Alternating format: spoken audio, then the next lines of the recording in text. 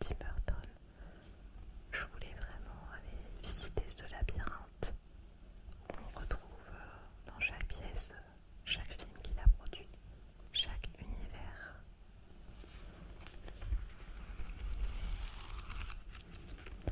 Donc le principe, quand on entre bien dans le chapiteau,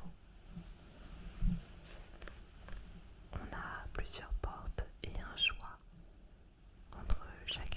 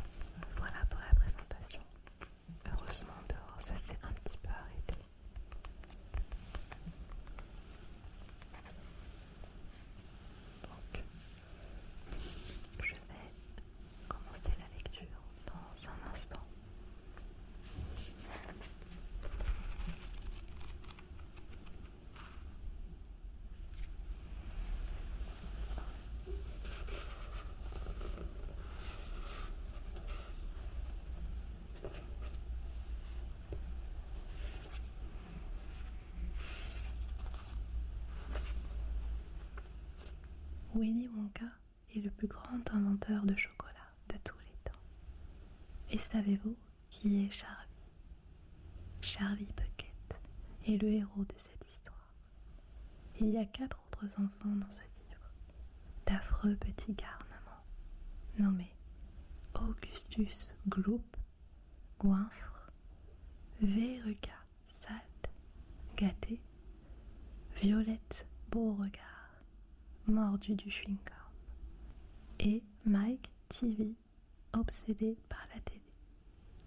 Les voilà qui arrivent avec leur ticket d'or à la chocolaterie Wonka. Quels secrets vont-ils découvrir? Notre tournée va commencer. Mais ne vous dispersez pas. Wonka n'aimerait pas perdre l'un de vous à ce stade.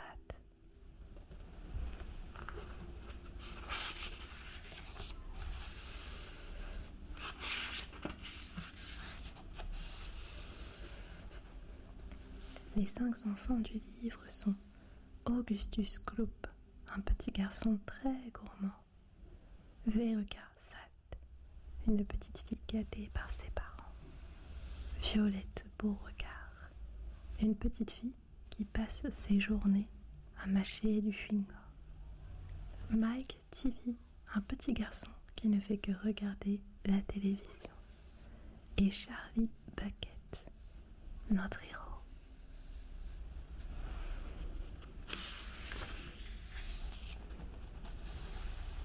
Pour Théo. Partie 1.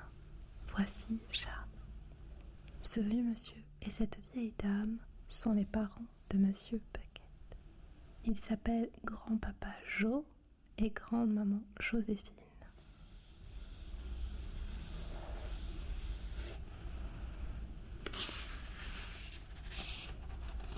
Et voici 2 autres vieux. Le père et la mère de madame Bucket. Ils s'appellent grand-papa Georges et grand-maman Georgina. Voici monsieur Bucket. Voici madame Bucket. Monsieur et madame Bucket ont un petit garçon qui s'appelle Charlie Bucket.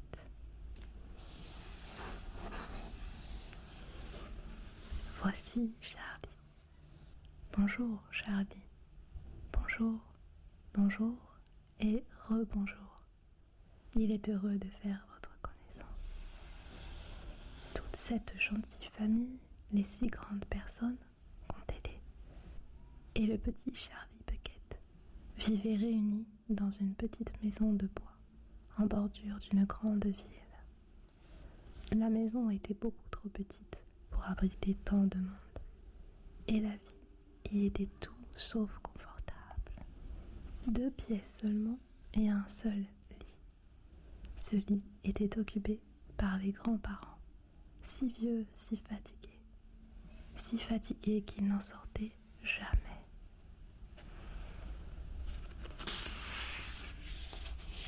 D'un côté, grand-papa Joe et grand-maman Joséphine. De l'autre, grand-papa Georges et grand-maman Georgina. Quant à Charlie Bucket et à ses parents, monsieur et madame Bucket, ils dormaient dans l'autre pièce, par terre sur des matelas. En été, ce n'était pas bien grave, mais en hiver, des courants d'air glacés balayaient le sol toute la nuit. Et cela, c'était effrayant. Pas question d'acheter une maison plus confortable, ni même un autre lit. Ils étaient bien trop pauvres pour cela.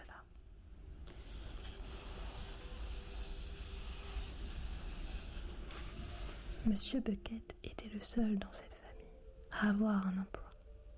Il travaillait dans une fabrique de pâtes dentifrice. Assis sur un banc, il passait ses journées à visser les petits capuchons sur les tubes de dentifrice.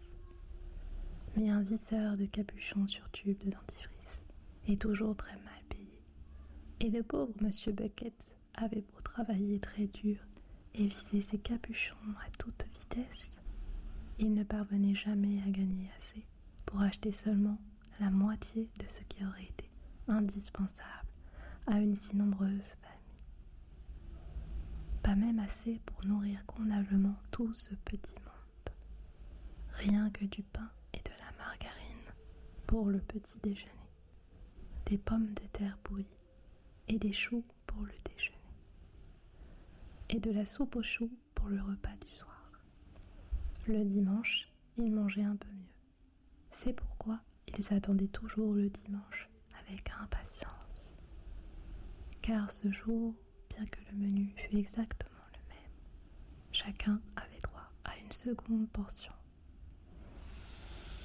Bien sûr, les Buckets ne mouraient pas de faim, mais tous, les deux vieux grands-pères, les deux vieilles grand-mères, le père de Charlie, la mère de Charlie, et surtout le petit Charlie lui-même, allaient et venaient du matin au soir, avec un sentiment de creux terrible dans la région de l'estomac. Et c'est Charlie qui le ressentait plus fort que tous les autres. Ses parents avaient beau se priver souvent de déjeuner ou de dîner pour lui abandonner leur part. C'était toujours insuffisant pour un petit garçon en pleine croissance. Il réclamait désespérément quelque chose de plus nourrissant, de plus réjouissant que des choux et de la soupe aux choux. Mais ce qu'il désirait par-dessus tout, c'était du chocolat. En allant à l'école le matin, Charlie pouvait voir les grandes tablettes de chocolat empilées dans les vitrines. Alors il s'arrêtait, les yeux écarquillés, le nez collé à la vitre, l'eau à la bouche. Plusieurs fois par jour, il voyait les autres enfants tirer de leur poche des bâtons de chocolat pour les croquer goulûment, ce qui, naturellement, était pour lui une véritable torture. Une fois par an seulement, le jour de son anniversaire, Charlie Bucket avait droit à un peu de chocolat. Toute la famille faisait des économies en prévision de cette fête exceptionnelle. Et le grand jour arrivé, Charlie se voyait offrir une petite tablette de chocolat pour lui tout seul. Et chaque fois, en ce merveilleux matin d'anniversaire, il plaçait la tablette avec soin dans une petite caisse de bois pour la conserver précieusement comme un lingot d'or massif.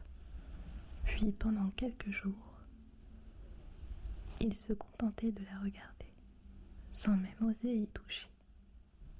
Enfin, quand il n'en pouvait plus, il retirait un tout petit bout de papier dans le coin, découvrant un tout petit bout de chocolat. Et puis, il prenait ce petit bout, juste de quoi grignoter, pour le laisser fondre doucement sur sa langue. Le lendemain, il croquait un autre petit bout, et ainsi de suite, et ainsi de suite. C'est comme ça que Charlie faisait durer plus d'un mois le précieux cadeau d'anniversaire, qu'était cette petite tablette de chocolat à 2 sous. Mais je ne vous ai pas encore dit ce qui torturait plus que toute autre chose l'amateur de chocolat, qu'était le petit Charlie. Et cette torture-là était bien pire que la vue des tablettes de chocolat dans les vitrines ou le spectacle des enfants qui croquaient leur confiserie sous son nez.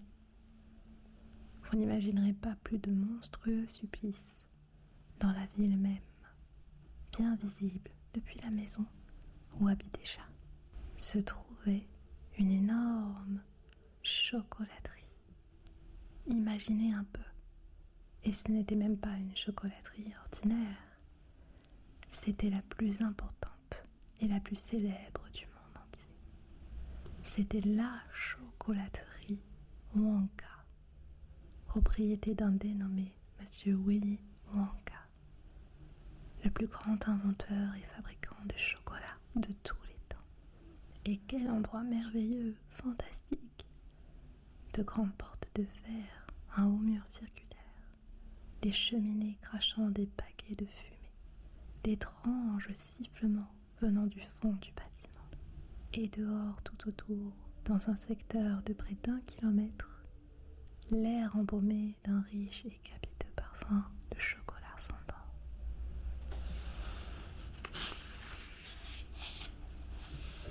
Deux fois par jour, sur le chemin de l'école, puis au retour, le petit Charlie Bucket passait devant les portes de la chocolaterie.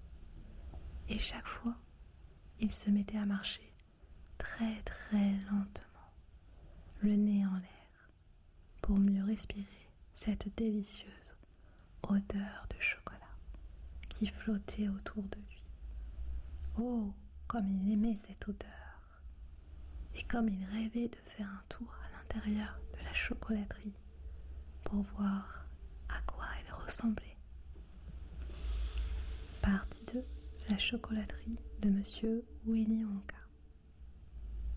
Le soir, après avoir mangé sa soupe aux choux noyée d'eau, Charlie allait toujours dans la chambre de ses grands-parents pour écouter leur histoire et pour leur souhaiter bonne nuit. Chacun d'eux avait plus de 90 ans. Ils étaient fripés comme des pruneaux secs, ossus comme des squelettes, et toute la journée, jusqu'à l'apparition de Charlie, ils se pelotonnaient dans leur lit, 2 de chaque côté, coiffés de bonnets de nuit qui leur tenaient chaud, passant le temps à ne rien faire. Mais dès qu'ils entendaient la porte s'ouvrir, puis la voix du petit Charlie qui disait « Bonsoir, grand-papa Joe et grande-maman Joséphine. Bonsoir, grand-papa Georges et grande-maman Georgina. » Tous les 4 se dressaient dans leur lit. Leurs vieilles figures ridées lui souriaient, illuminées de plaisir. Et ils commençaient à lui raconter des histoires, car ils aimaient beaucoup le petit garçon. Il était leur seul choix, et toute la journée, ils attendaient impatiemment l'heure de sa visite.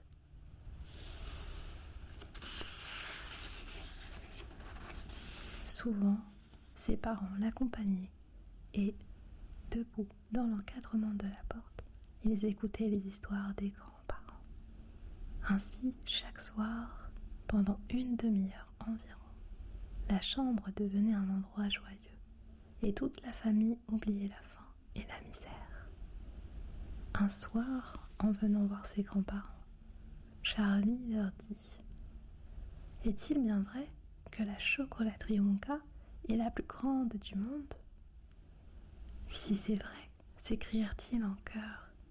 Bien sûr que c'est vrai. Bonté divine. Tu ne le savais donc pas. Elle est à peu près 50 fois plus grande que toutes les autres. Et Monsieur Willy Wonka est-il vraiment le plus habile de tous les fabricants de chocolat ? Mon garçon, dit grand-papa Joe en se soulevant sur son oreiller, Monsieur Willy Wonka est le chocolatier le plus fascinant, le plus fantastique, le plus extraordinaire qu'on ait jamais vu. Je croyais que tout le monde savait cela. Je savais qu'il était célèbre, grand-papa Joe, et je savais aussi qu'il était très habile. Habile, s'écria le vieil homme. Il est beaucoup plus que ça. C'est un magicien du chocolat. Il sait tout faire, tout ce qu'il veut. Pas vrai, mes amis ? Les 3 autres vieux se mirent à hocher doucement la tête et dirent « C'est absolument vrai. Rien n'est plus vrai. » Et grand-papa Joe s'étonna. « Tu veux dire que je ne t'ai jamais parlé de Monsieur Willy Wonka et de sa chocolaterie ?»« Jamais, répondit le petit chat. Bonté divine, où avais-je la tête ? Veux-tu m'en parler maintenant, grand-papa Joe, s'il te plaît ? Certainement. Viens t'asseoir près de moi sur le lit, mon petit, et écoute-moi bien. Grand-papa Joe était le plus vieux des 4 grands-parents. Il avait 96 ans et demi, et il est très difficile d'être plus vieux que lui. Comme toutes les personnes extrêmement âgées, il était fragile et de santé délicate. Dans la journée, il parlait à peine, mais le soir, en présence de Charlie, son petit-fils bien-aimé, il semblait rajeunir comme par miracle.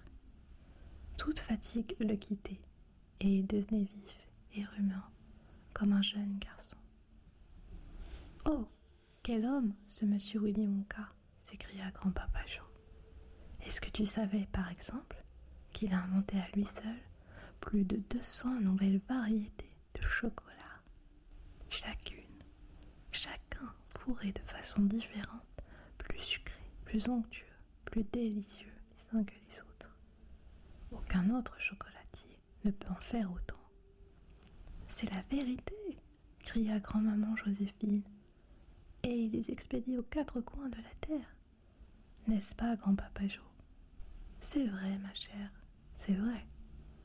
Il en envoie à tous les rois et à tous les présidents du monde entier. Mais il ne fait pas seulement des tablettes de chocolat. Oh mon Dieu, il fait mieux. Il a plus d'un tour dans son sac. Cet étonnant monsieur Willy Wonka. Sais-tu qu'il a inventé un procédé permettant à la glace du chocolat de rester froide pendant des heures et des heures sans qu'on ait besoin de la mettre au frigo. On peut même l'exposer au soleil toute la matinée, un jour de grande chaleur, et elle ne fondra pas. « Mais c'est impossible, » dit le petit Charlie en ouvrant des yeux tout ronds sur son grand-père. « Bien sûr que c'est impossible, » s'écria grand-papa Joe. « C'est même tout à fait absurde. Mais monsieur Willy Wonka le peut. »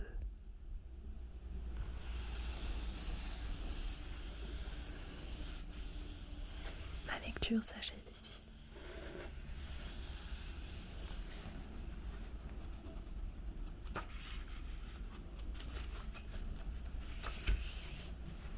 J'espère que ces quelques pages vous ont permis d'entrer dans l'univers de la chocolaterie de Willy Wonka. Je n'avais jamais lu l'histoire. Et il y a encore plus de détails que dans le film, bien sûr. Donc j'ai hâte de lire tout le roman entier, bien que je connaisse l'histoire.